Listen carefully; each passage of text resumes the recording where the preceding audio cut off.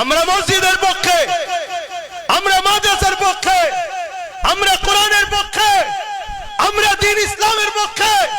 ইসলাম নিয়ে মসজিদ মাদ্রাসা নিয়ে বাঁচতে চাই, মসজিদ মাদ্রাসা দ্বীন ইসলাম কোরআন নিয়ে মরতেও চাই।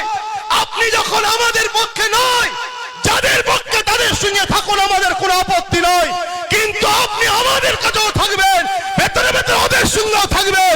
এই দ্বিচারিতাটা চলবে না। কাতারকে ভাগ করার দরকার আছে না নয়? আজকে বড় দুঃখ লাগে, তোমার সামান্য বেঈমান নেতার গদি বাঁচাবার জন্য তুমি এত লড়াই করছো। আল্লাহর ঘরের জন্য কবে লড়াই করবে? আল্লাহর মসজিদ মাদ্রাসার জন্য কবে লড়াই করবে? যে আল্লাহ তোমাকে জিন্দেগি দিল, জীবন দিল, দুটো হাত পা দিয়েছে, চোখ দিয়েছে, কান দিয়েছে, জবানে কথা দিয়েছে। এই লড়াইয়ের সর্বোচ্চ উত্তম বিষয় হলো কি? হাত থাকলে, ক্ষমতা থাকলে হাত দিয়ে লড়ো, ক্ষমতা নেই মুখ দিয়ে প্রতিবাদ করো। প্রতিবাদ করার যদি ক্ষমতা না থাকে, কমসে কম অন্তর থেকে ঘৃণা করে সরে যাও। যদি এর পরে তাও না করে তুমি মসজিদ মাদ্রাসা ইসলামের দুশ্মনদের সাথ দাও, কিসের তুমি মুসলমান?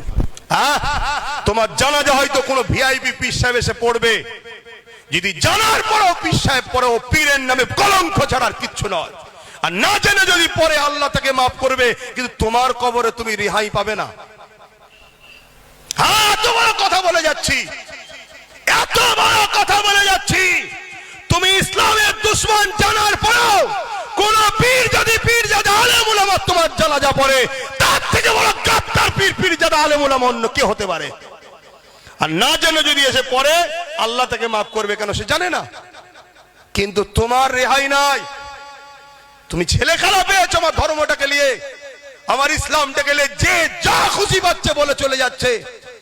আর এর জন্য দোষী আমরা, আমরা দোষী।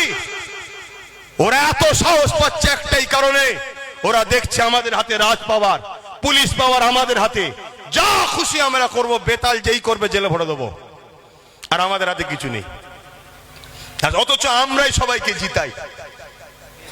আসো, আগামী দিনে একটা শর্ত আমরা সবার সঙ্গে মিশতে রাজি, যে আমাদেরকে চেয়ারের পায়া দেবে তার সাথে আমরা আছি। এই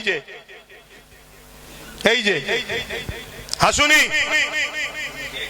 চারটের মধ্যে একটা যে দেবে, তোমার বেশি হলে আমাদেরকে বেশি দিতে হবে না, একটা দাও।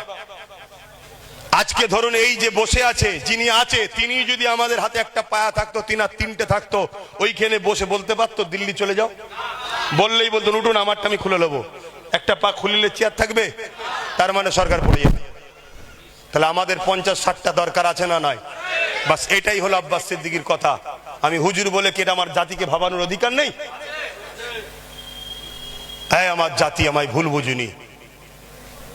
এ যদি সত্যি তোমাদের দরদি হয়, কেন তোমাকে এই ভাগটা দিচ্ছে না? কেন তোমাকে এই ভাগটা দিচ্ছে না?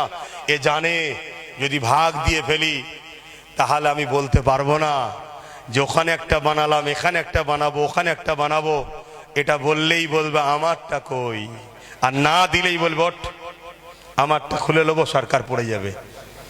আমার উলামা ভাই, ইমাম ভাই, আরে কি ভিক্ষা চাইছেন আপনি জেতার কাছে? হ্যাঁ, আপনি চাইবেন কেন যে আপনার সম্পদের ভাগীদারি আপনি নিজে গিয়ে অঙ্ক করবেন, নিজেরটা নিজে নিয়ে নেবেন? এটাও আপনি পেতে গেলে আপনাকে এই পাওয়ারে আসতে হবে, এই জায়গায় আসতে হবে। তো যাক, আল্লাহ আমাদেরকে হেদায়েত করেন, সৎ বুদ্ধি দেন। কষ্ট নিচ্ছেন নাকি? কষ্ট নিলে তো সোজা কথা বলে দিলাম, আনবেন না, আসবেন না, আমি আসবো না, বলবো না।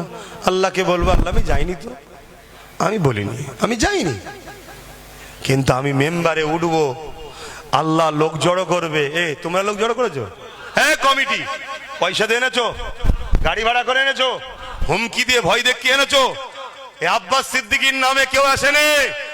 আব্বাস সিদ্দিকী আল্লাহ রসুলের পক্ষে বলে, তাই আল্লাহ জড়ো করিয়েছে। চল, তাহলে সবটা যখন আল্লাহর, তাহলে আমি কার মুখের দিকে তাকাবো? আমি যা কিছু বলবো আল্লাহ রসুলের জন্য বলবো। এতে কার কি অসুবিধা হচ্ছে আমার দেখার দরকার নেই। তো তুমি যখন আমার দিনের বিরুদ্ধে বলো, তখন তোমার মনে পড়ে না যে একটা আঘাত দিচ্ছি? তাহলে আমার কেন মনে হবে তোমার বিষয় বলতে গেলে? কি গো, কথা বুঝছেন তো নাকি? আজকে ইনি এটা বুঝাবার জন্য বলছি, ইনি যদি আমার ধর্মের ওপরে আঘাত দিতে পারে তাহলে আমি ইনার উপরে কেন আঘাত দিতে পারবো না? কথা মাথায় ঢুকছে তো নাকি? এনার তো বোঝা দরকার ছিল যে আমার রাস্তা আলাদা, আমি সে রাস্তায় থাকি, তাহলে আমিও বুঝতাম আমার রাস্তা আলাদা, আমি আমার রাস্তায় থাকি। যখন রাজনীতির নেতারা মসজিদ মাদ্রাসায় হাত দেবে, উলামাদের দায়িত্ব তাদের কলজেতে হাত ঢুকানো, তবে তো তারা বুঝবে হারা মৌলী সাহেবের এখানে কেন। তখন আমরা বলবো তোরা মসজিদ মাদ্রাসায় কেন, তোরা তোদের ঘরে যা, আমরা আলেম উলামারা আমাদের ঘরে থাকি। কথা বুঝছেন না, বোঝেন না? তবেই তো সে বুঝবে। এখন খুব কষ্ট হচ্ছে, কেন সব করতে যাবে? এখন কিছুই হয়নি। এতটুকু জেনে রেখে দাও, আব্বাস সিদ্দিকী সব বোঝে। কেউ যদি তোমার বিপদের কারণ না হয় তাকে তুমি গুরুত্বও দেবে না, এটাও আমি বুঝি। শুনছেন তো নাকি? কেউ যদি তোমার বিরক্তের কারণ না হয় তাকে তুমি গুরুত্ব।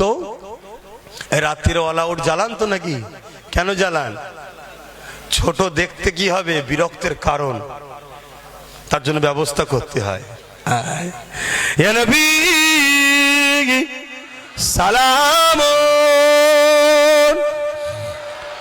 ইয়া রাসূল,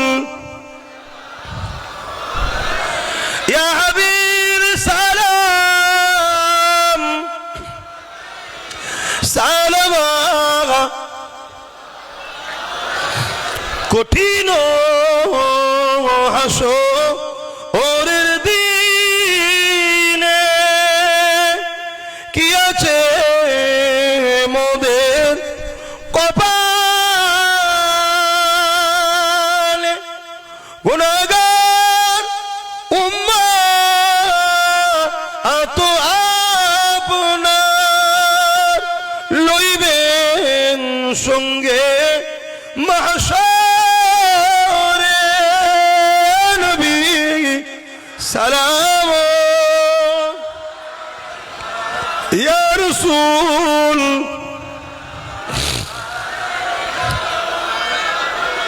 এখন নামাজ আমার বাপজানেরা আর কথা নয়, নামাজের জন্য সংক্ষেপ করছি। এবারে দিল থেকে বলুন, কষ্ট পেয়েছেন? কারা কারা কষ্ট পেলেন হাত তোলেন। কে কে কষ্ট পেয়েছেন বলেন। আমি যদি সত্যি ভুল করে থাকি আপনি বলুন, আমি আপনার ঠিকটা মেনে নেব, অসুবিধে কি আছে রে বাবা। কিন্তু তা বলে মাকে তুলে গাল দেবেন না, বাপকে তুলে গাল দেবেন না। কেন আপনার গাল দিয়াতে আমার মায়েরও কিছু হচ্ছে না, বাপেরও কিছু হচ্ছে না। কিন্তু মনে রাখবেন, এটা হক নাস। আমার বাপ মা যদি মাপ না করে, পৃথিবীর সব মৌলী সাহেবদেরও দোয়া করি আপনি জান্নাত যেতে পারবেন না। এটা সব উলামারা জানে। এটা কি হক নাস। আমি যদি দোষ করে থাকি, আপনার রাগ থাকে, আমাকে বলুন না। আমি তো আপনাকে বলছি কি ভুল করছি বলুন। কথা বুঝে আসছে? বাপ তুলবেন না, মা তুলবেন না।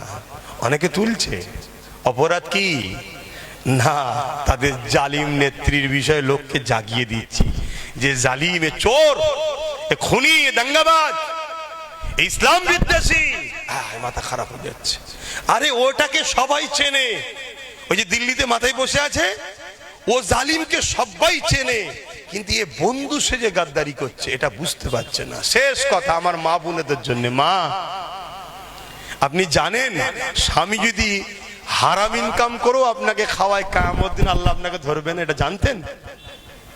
কিন্তু আপনি 1000 টাকা ইনকামের মালিক হয়েছেন, 1200 টাকা ইনকামের মালিক হয়েছেন, 2000 টাকা ইনকামের মালিক হয়েছেন আপনি মাসে। আপনি জানেন মা, ওর জবাবটা কিয়ামত দিন আপনাকে দিতে হবে। ওই টাকাটা কিসের? মদ বিক্রি করার আর না দেহ বিক্রি করার? জানেন আপনি? আমার ভাষা একটু করা কিন্তু বাস্তব। এই সরকার বলছে মদ বিক্রিতে আমি ফেমাস, গর্ব, মাতাল সরকার গর্ব করছে। হ্যাঁ, আবার লাইসেন্স দিচ্ছে দেহ বিক্রি করার। লজ্জা লজ্জা। শুনছেন? তাহলে আমার মা, আমার বোন যদি কেউ আপন মনে করেন, তার উদ্দেশ্যে বলছি, কারণ আমার দায়িত্ব তো কুয়ানফুসাকুম ওয়া আহলিকুম নারা।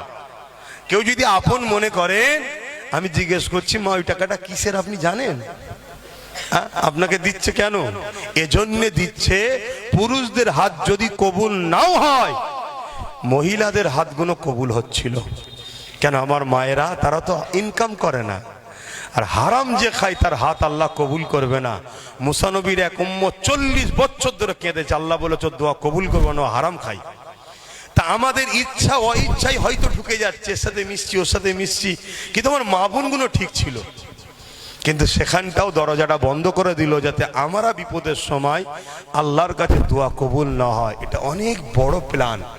এই প্ল্যান আজকে নয়, 100 বছর ধরে প্ল্যান হচ্ছে। আজকে উত্তরপ্রদেশের যে হাল দেখছেন, এর আগে উত্তরপ্রদেশে 3টে সেকুলার সরকার ছিল। আজকে আই লাভ মোহাম্মদ সাল্লাল্লাহু আলাইহি ওয়াসাল্লামের ব্যাপারে 3টের মধ্যে একটা কেউ মুখ খোলে নেই। যে 3 জন ছিল সেই 3 জনকেও বিজেপি সাপোর্ট করে বসিয়েছিল। আপনাদের জানা না এসব তথ্য খুঁজুন। আজকেও যাদেরকে আমরা সেকুলার মনে করে ছুটছি, এদেরকেও বসিয়ে এদের দ্বারা হারাম খাইয়ে খাইয়ে খাইয়ে খাইয়ে আমাদের প্রথম ভেতরটা খারাপ করছে। তাই মৌলী সাহেব আলেম সাহেব ভালো কথা বললে আমাদের পছন্দ হচ্ছে না, আমাদের পছন্দ হচ্ছে ইসলামের দুশ্মনের কথা বলিয়ে। লাস্টে একটা দিন দেখবেন ঠিক ওই উত্তরপ্রদেশের মতো সেকুলার চলে যাবে, কমনাল এসে হাজির হবে, তখন আমরা বিপদে পড়বো। একটা কেউ মুখ খুলবে না আমাদের হয়ে। তাই সময় থাকতে থাকতে নিজের কথা যদি নাও ভাবেন, নিজের বাচ্চাগুলোর কথা ভাবুন। একটু ছোট কর দোয়া, আল্লাহুম্মা আমিন। আয় আল্লাহ, আমার ডিউটি যতটুকু আপনি বলাচ্ছেন আমি বলছি মালিক, চেষ্টা আমি করছি। কি ফাইসাল্লাহ হবে কি হবে এসব আমি কিচ্ছু জানি না মালিক, সব তো আপনি জানেন। আপনি বলেছেন বান্দা চেষ্টা তোর, কামিয়াবি আমার। অতএব আমার ডিউটি আমি পেয়েছি, সামনে বোঝাচ্ছি আপনার বান্দা বান্দিদেরকে। এখন কার নসিবে কি আছে, কে আমার কথা নেবে না কে গালিগালাজ করবে, সবটা আপনি জানেন। তবে মালিক আমার এই চেষ্টাকে আপনি কবুল করুন, আমার চেষ্টাকে আপনি কবুল করেন। আল্লাহ আমার নলেজ সিটিকে আপনি কবুল করেন, আমার কওমের মানুষের ইমান ইজ্জতকে হেফাজত করেন, আমাদের মসজিদ মাদ্রাসা কবরস্থান ঈদগাহ খানকাকে হেফাজত করেন, ওয়াকাফকে হেফাজত করেন, কেন্দ্র ও রাজ্যকে জালিম সরকারদের হাত থেকে হেফাজত করেন, বিশ্বের মোমেন মুসলমানদের উপর দয়া করেন, তামাম বিশ্বের মানবতা প্রেমিক মানুষের উপর দয়া করেন। আমার দেশের হিন্দু দলিত আদিবাসী সাঁওতাল বাগদি খ্রিস্টান মতুয়া শিখ পাঞ্জাবি সবাইকে আল্লাহ সবাই তো আপনার ভালো রাখেন, সুস্থ রাখেন, সবাইকে মানববন্ধনে মিলেমিশে রাখেন। আয় আল্লাহ আমার ছোট ভাই নওশাদ, সে মানুষের জন্য, ন্যায়ের জন্য, দেশের জন্য, সমাজের জন্য তাকে ন্যায় পরায়ণ নেতা বানাবেন, তাকে কামিয়াবি দেবেন, বিজয় দেবেন, তার রাস্তার কাঁটাগুলো পরিষ্কার করে দেবেন। আয় আল্লাহ আমার নলেজ সিটিকে কবুল করুন, আমার আব্বা আম্মা ভাই বোন স্ত্রী বাচ্চা সকলের উপর দয়া করেন। আমার দাদা পীরের সিলসিলা আলেম উলামা খলিফার আওলাদ, দাদা পীরের আওলাদ সবাইকে মিলেমিশে রাখবেন, সুস্থ রাখবেন, হকের উপরে এক হওয়ার তৌফিক দেন, ন্যায়ের উপরে এক হওয়ার তৌফিক দেন, মসজিদ মাদ্রাসা দিন ইসলাম জাতি কওমের মানুষকে বাঁচাবার জন্য এক হওয়ার তৌফিক দেন। এই মাদ্রাসাকে কবুল করেন। খাস করে আমার 3টি হাফেজ সাহেব ভাই, আজ ভাইয়েরা আপনার পাক কালামুল্লাহ শরীফ পড়েছে, আল্লাহ ভাইদের এটাকে কবুল করে নিন, কিয়ামত পর্যন্ত স্মৃতিকে ভরে রাখার তৌফিক দেন। আল্লাহ কিয়ামতের দিন আল্লাহ কোরআনকে সাথে করে নিয়ে ময়দানে মাহশরে ওঠার তৌফিক দেন। এবং এই তুলাবা ভাই এবং ইনাদেরকে যারা শিক্ষকতা করেছেন উস্তাদ হযরত, তিনাদেরকে আল্লাহ একসাথে জান্নাত যাওয়া নসিব করবেন। আল্লাহ যে যা আসালে হাত তুলেছে কবুল করেন। আল্লাহ সবার জন্য দোয়া চাইলাম। আমি অধম, আমার জন্য কি করব মালিক, আপনি আমার উপরে নারাজ হয়ে যাবেন না। আমার যদি চলার পথে কিছু ভুল হয় ইচ্ছা হয় ইচ্ছায়, আল্লাহ আপনি তো দয়ালু, আল্লাহ আপনি আমাকে হেদায়েত করেন, হেফাজত করেন, মাফ করে দেন। রেগে যাবেন না মালিক, আপনি রেগে গেলে আমি ধ্বংস হয়ে যাব। আল্লাহ হাসবুনাল্লাহ ওয়া নি'মাল ওয়াকিল, নি'মাল মাওলা ওয়া নি'মান নাসির। আপনি ছাড়া আমার কেউ নেই, আমি আপনার সাহায্য চাই, আপনার ভরসায় ঘুরি, আপনার হাওয়ালায় ঘুরি, কোথা না কোথা আপনি আমায় নিয়ে যান, সবটাই আপনার ভরসা, আপনার দয়াতে আমি ঘুরে বেড়াই। আপনি আমার উপরে নারাজ হয়ে যাবেন না, আপনি বড় দয়ালু। আপনি আমার প্রত্যেকটা ভুল পদক্ষেপ থেকে দূরে রেখে ন্যায়ের পথে চলার তৌফিক দেবেন। বারহাক কালমাতি লা ইলাহা ইল্লাল্লাহু মুহাম্মাদুর রাসূলুল্লাহ। আসসালামু আলাইকুম। আপনারা আমাকে সালাম দেন। ওয়া আলাইকুম সালাম। হাতে মুসাফা কেউ করবেন না, মসজিদে দেবেন। হ্যালো, কমিটির সদস্য এবং দায়িত্বশীল ভাইদেরকে অনুরোধ করব অনতি বিলম্বে ভাইজানের খিদমতের দায়িত্বে যারা আছেন যথাযোগ্য সম্মানের সঙ্গে আপনারা খিদমতের জায়গায় ফিরে আসুন। ভাইজানের খিদমতের দায়িত্বে যে সমস্ত যুবক ভাইরা আছেন, অবিলম্বে আপনারা ভাইজানের খিদমতে নিয়োজিত হয়ে যান। এখনই আজান হবে, আজান বাদ এই মজলিসেই এশা জামাত হবে, এশা নামাজ বাদ আবারও আমরা জলসার কাজ শুরু করব। মেহেরবানি করে আপনারা জলসা ছেড়ে ইতি বিক্ষিপ্ত ভাবে মজলিসটাকে নষ্ট করবেন না। একান্ত প্রয়োজনে, যদিও কেউ কোথাও কোনো প্রয়োজনে যান না,